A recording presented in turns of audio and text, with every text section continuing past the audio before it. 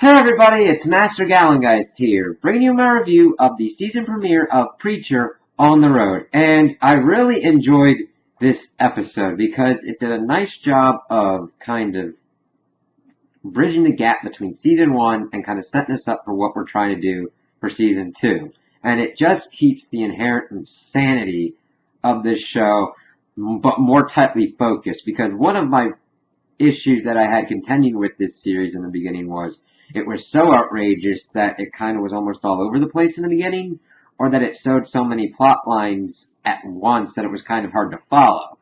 But they, of course, tightened it up towards the end, and we can see that kind of focus going on right here. So it starts off, and we see Tulip, Jesse, and Cassidy trolling along in her nice car, and Cassidy's talking about, like, circumcisions and how the oligarchs are using it in skin grafts and in face cream and everything, until it's like, that's bullshit. And of course, as they're going along, the song Come On Eileen comes on the radio, and they're like, this song sucks and everything. And this cop goes by him and then starts going on their tail, and Tulip's like, alright, I guess I'm gonna do my Afghan war veteran kind of thing to get out of this. And Jesse's like, if you want to do that. And then she's like, but we're almost out of gas. Like, hey, it's your call.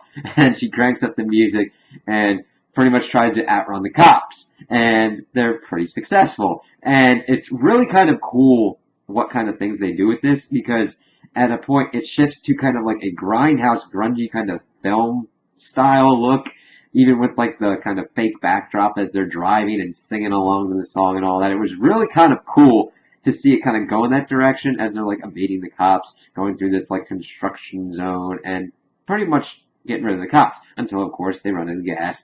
They come up, pull, of course, Jesse and Tulip out, and you see that Cassidy's got his joint and everything, got the umbrella. The older cop is telling him to drop the grass and drop the umbrella and everything. He's like, I'm gonna catch you on fire if that happens. And he's like, wait a minute, sir, we might have to listen to him. And then another cop just tackles him.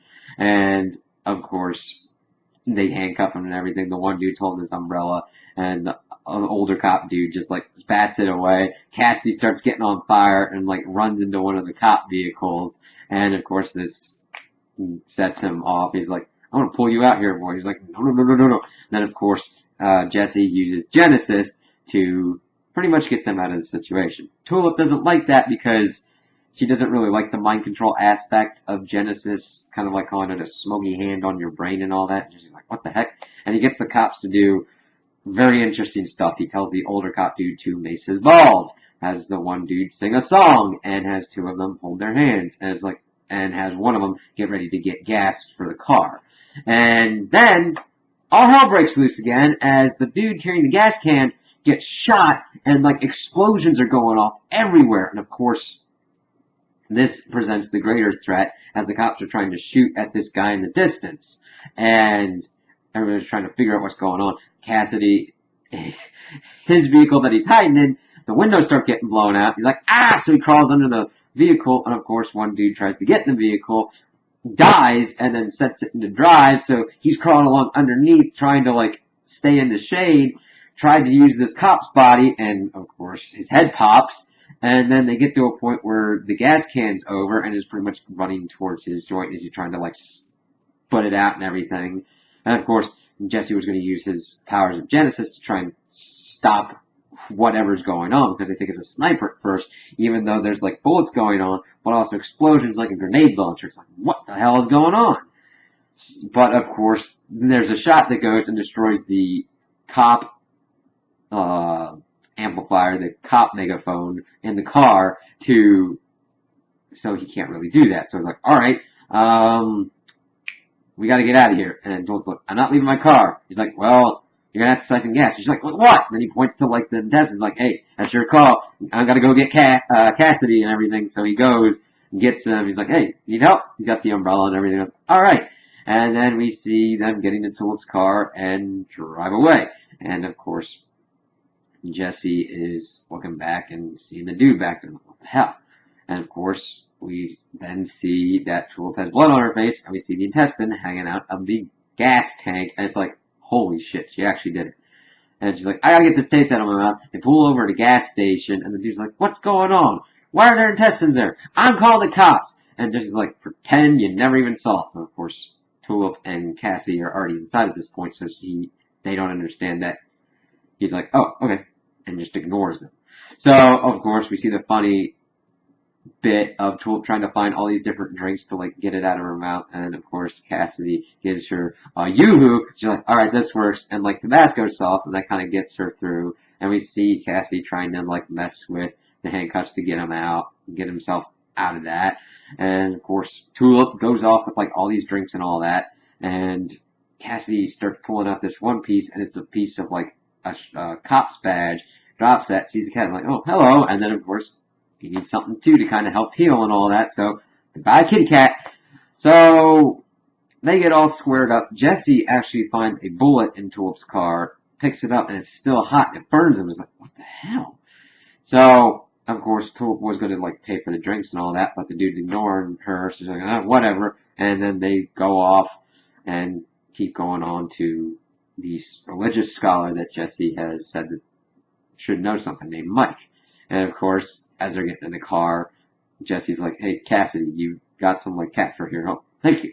So they go off, and as they're going off, we see the Saint Killers come in. He asks the dude questions, and he's like, he wasn't here. And we can see that he's kind of struggling because he understands that he did see them, but the Genesis part is making him not do it. And of course, Saint Killers rips out his tongue because he was not cooperating, and just walks off in the same direction. And then we see, of course, them get to Mike's place. Jesse's like, just hold off here.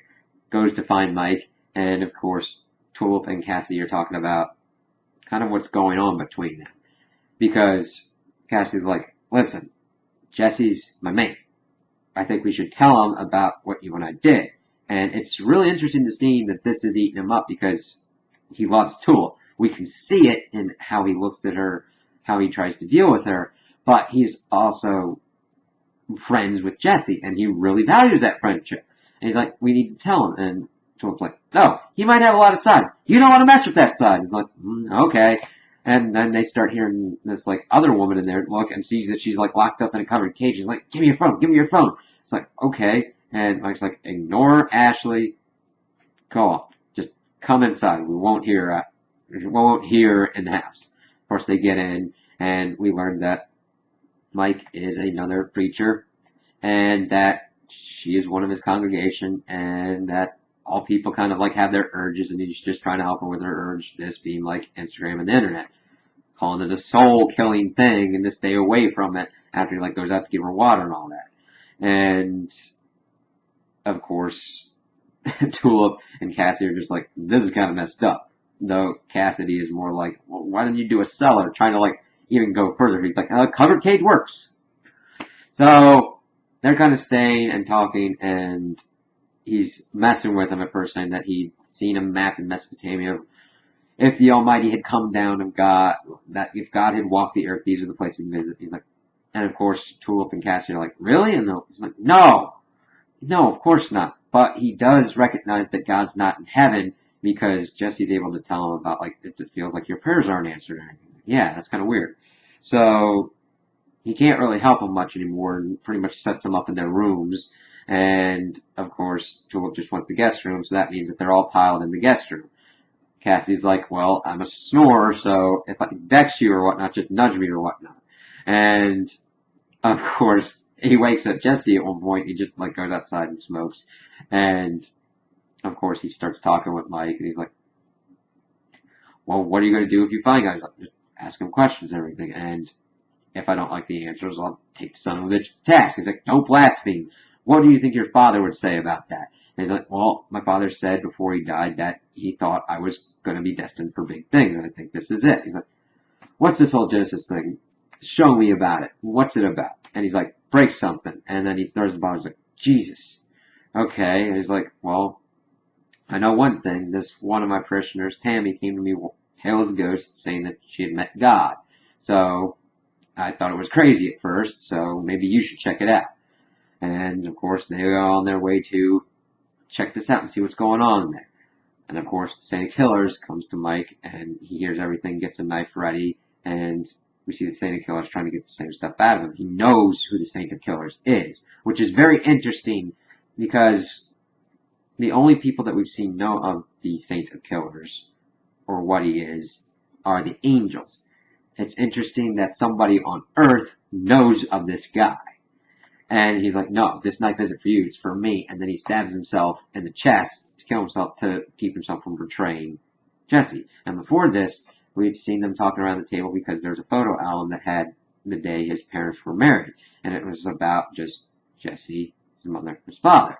And Cassidy asked why there wasn't any family there. He's like, well, Mike was pretty much the only family on his father's side, and his mother's side wasn't invited. The way it was shot, and like the emphasis on that they weren't invited, was really interesting, especially since her name had kind of like angels in it, her maiden name, so could be dealt with something like that going into the future. We'll have to see how that works out.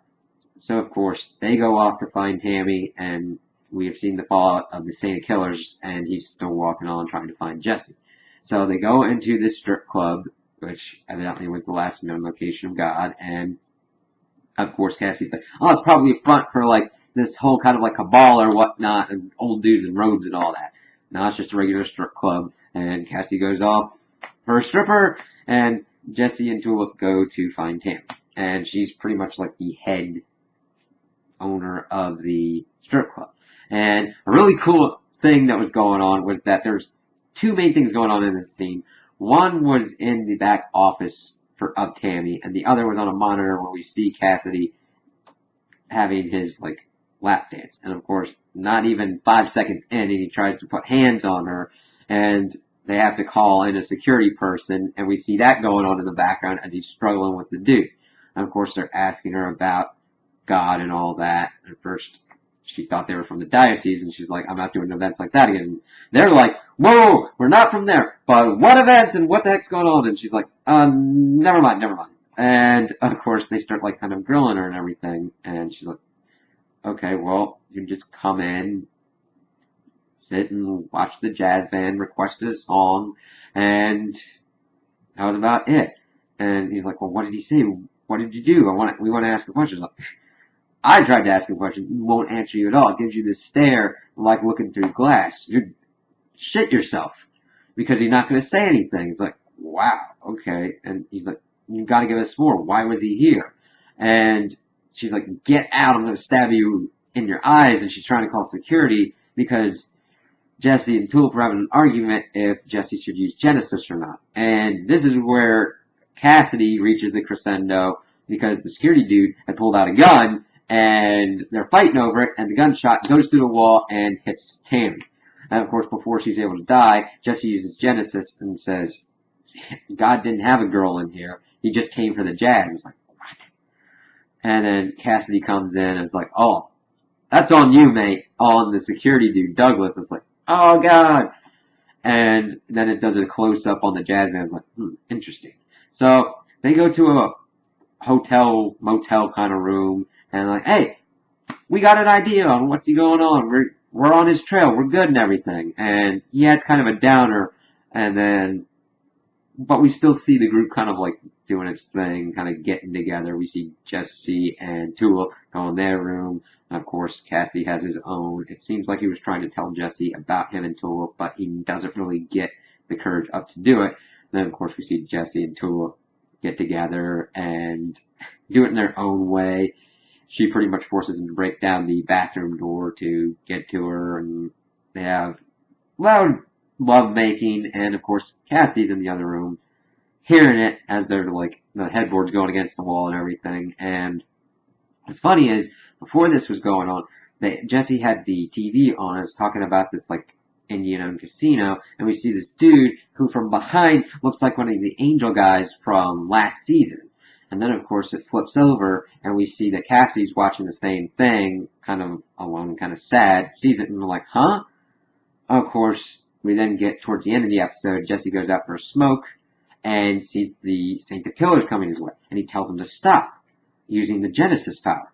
But it doesn't work on him.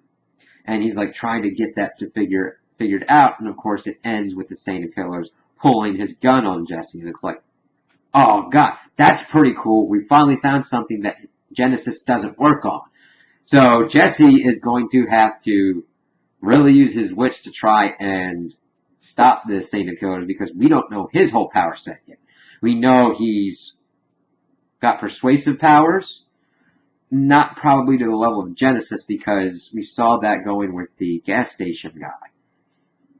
And if he could have used similar powers to Genesis, he could have just used it to have Mike tell him where Jesse was going and all that information. So he's got some kind of presence that can affect people and make them fearful and more reliant and compliant, like more compliant on what he's trying to get from them. We know that his guns are not regular guns because they can, like, blow shit up more than a regular 6-shooter, a revolver, should be able to. And we don't know how durable he is. By that I mean how much damage he can take and how he can kind of like deal with that. So this is going to be exciting to see how Jesse's going to get out of this and how Tool and Cassie are going to help and kind of factor in to get everybody out of here so that way they can continue their search for God. So those are my opinions on the episode. Tell me what you guys think in the comments below. If you liked it, if you didn't like it, if you agree with me, if you disagree with me. Also like and subscribe, and I hope you have a good day.